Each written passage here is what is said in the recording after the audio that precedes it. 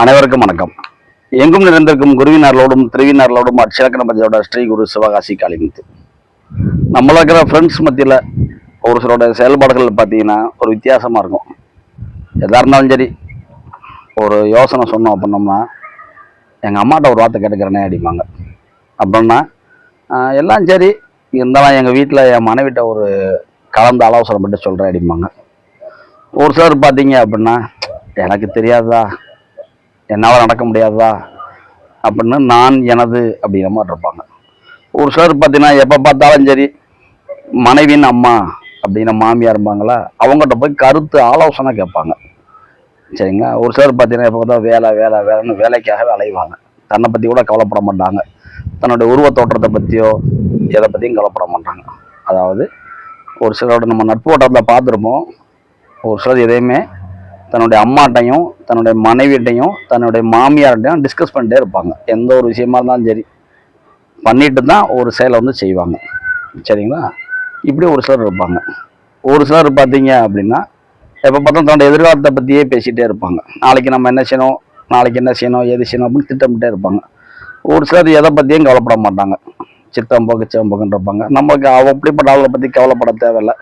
எதிர்காலத்தை பற்றி நினைக்கிறவங்களை பற்றியும் எல்லாமே இறைவன் செயல் நடக்கட்டும் அப்படின்னு போகிறவங்க பற்றியும் கவலை இல்லை. இப்போ நம்ம எதை பற்றி பேச போகிறோம்னா, கர்மா அப்படிங்கிற 3 விதமான கர்மாக்களை இது ஒரு விதமான கர்மா. எப்படி தன்னை பற்றி கவலைப்படுதல், தன்னுடைய தாய், தன்னுடைய மனைவி, தான் செய்கின்ற தொழில், இந்த 4 வட்டத்துக்குள்ளேயே இருப்பாங்க. இதை தாண்டி எதையுமே அவங்க பேச மாட்டாங்க, செய்ய மாட்டாங்க. எப்போ பார்த்தாலும் இன்னைக்கு என்ன செய்யணும் அப்படிங்கிற இன்றைய காரியத்தில் வந்து ரொம்ப கவனமாக தன்னை வந்து முன்னிறுத்தி கொண்டு போவாங்க.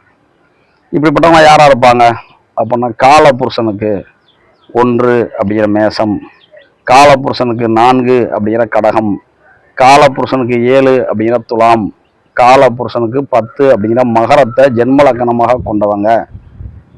அவங்க வந்து பார்த்தீங்கன்னா இந்த மாதிரியான கர்ம வினைகளை வந்து ஆட்படுவாங்க. அப்படின்னா இவங்க இதை தாண்டி வரவே மாட்டாங்க. இவங்களோட எண்ணங்களும் செயலும் இப்படி தான் இருக்கும்.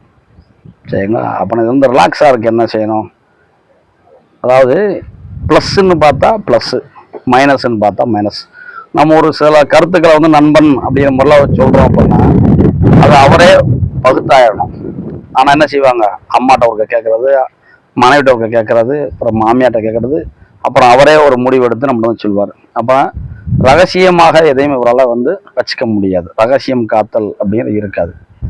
அப்போனா நம்ம இப்படிப்பட்ட ஆள்கிட்ட ஒரு விவரம் சொல்லும் பொழுதே நம்மளுக்கே ஒரு ஐயப்பாடு இருக்கும். நம்ம என்ன சொன்னாலும் அம்மாட்ட சொல்லி வாண்டா, நம்ம என்ன சொன்னாலும் பொண்டாட்டிட்ட சொல்லிட்டு வந்துடுவான்டா, இவன்ட்ட என்னடா சொல்ல, இவனுடைய முடிவு எடுக்கிற தன்மைலாம் அங்கே தான் இருக்கும்டா அப்படின்னு நம்ம சொல்லுவோம்ல.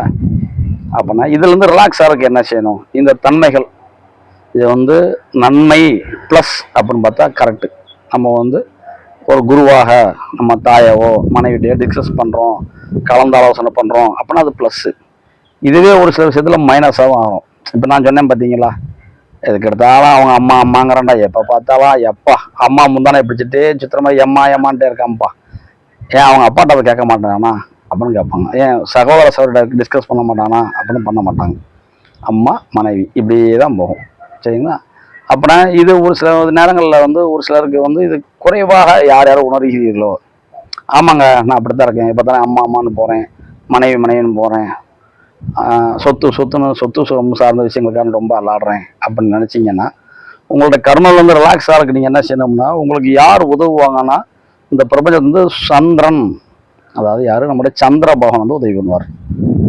அப்படி சந்திரன் எப்படி உதவி பண்ணுவார் அப்படின்னா, ஒவ்வொரு மாதத்தில் வர்ற பௌர்ணமி தினத்தில் நிறைய பேர் பார்த்துருப்பீங்க, ஆன்மீக பயணம் பௌர்ணமி நேரத்தில் மலங்காடில் மலை மேலே ஏறி மேலே உச்சியில் ஒரு சாமியை கும்பிட போவாங்க. நிறைய பேர் கிரிவலம் போவாங்கல்ல. அதுபோல் நம்ம என்ன செய்யணும்னா, ஒரு வெட்ட வெளியில் நின்றுக்கிட்டு நிலவு வெளிச்சம் நம்ம மேலே பட்டு, நம்ம மேலே உடலில் பட்டு கீழே விழுற நிழல் இருக்குது பார்த்தீங்களா, ஷேடோவும்பாங்க, பிளாக் ஷேடோ. சரிங்களா. அந்த நிழலை பார்த்து மண்டை இப்படி திரும்பினோம்னா நம்ம உடம்பு வந்து படுற நிழலை வந்து நம்மளால் பார்க்க முடியும். அந்த நிழலை வந்து கையெடுத்து வணங்கி, அறிந்தும் தெரிந்தும் தெரியாமல் நான் செய்த பாவங்களை மன்னிச்சிருங்க, என்னை நல்லபடியாக வாழ்க்கை முன்னேற்ற விடுங்க அப்போ நம்ம கேட்கும் பொழுது நம்ம இப்போ எதெல்லாம் மைனஸாக சொன்னோமோ அதெல்லாம் ப்ளஸ் ஆகிடும். சரிங்களா. சந்தோஷகரமான விஷயமாகிடும். நம்மளுடைய தாய், மனைவி, நாம் செய்கின்ற தொழிலில் நாம் செய்கின்ற ஒரு சில தவறுகள், நம்ம உடம்புக்கு நாமே செய்து கொண்ட தண்டனைகள். நான் ஒரு பொண்ணை லவ் பண்ணுறேங்க, அந்த பொண்ணை எங்கள் வீட்டில் கல்யாணம் முடிச்சு கொடுன்னு சொல்கிறேங்க, எங்கள் வீட்டில் மாட்டேங்கிறாங்க, நான் உடனே கையை அறுத்துக்கிட்டேங்க, உடம்புல இருந்த ரத்தம் ஃபுல்லாக கீழே போயிடுச்சிங்க. அதுக்கப்புறம் ஹாஸ்பிட்டல் கூட்டு போய் என்னை காப்பாற்றினாங்க. எனக்கு ஒரு பொண்ணை பிடிச்சதுங்க, எனக்கு என் மனைவியும் சின்ன சின்ன கருத்து வந்ததுங்க. நான் உடனே கழுத்தில் கயிறை போட்டு சூசைட் அட்டன் பண்ண போனேங்க. அப்புறம் என்னது, என்னுடைய உடலை நான் துன்புறுத்துகிறேன், எனக்கு நானே தண்டனை கொடுத்துக் கொள்கிறேன். இதெல்லாம் மைனஸ்.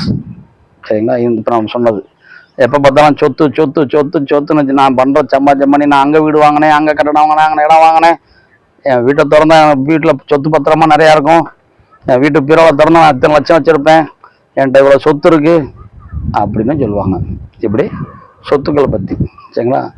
நான் எப்படிப்பட்ட மனைவியை கல்யாணம் வச்சுக்கன்னு தெரியுமா, எனக்கு எப்படிப்பட்ட நண்பர்கள் கிடச்சிருக்காங்க தெரியுமா, என்னுடைய தொழில் பார்ட்னர் யாருன்னு தெரியுமா, நான் எப்படிப்பட்ட தொழில் செஞ்சுருக்கேன்னு தெரியுமா, ஊருக்குள்ள யாருமே செய்யாத தொழில் நான் செய்கிறேன் அப்படின்னு தொழில் சார்ந்த விஷயங்கள். இது எல்லாமே அந்த அகங்காரம் அப்படின்னு வந்து வரும். இது எல்லாமே மைனஸ் பாயிண்ட் நான் இப்போ சொல்கிறது.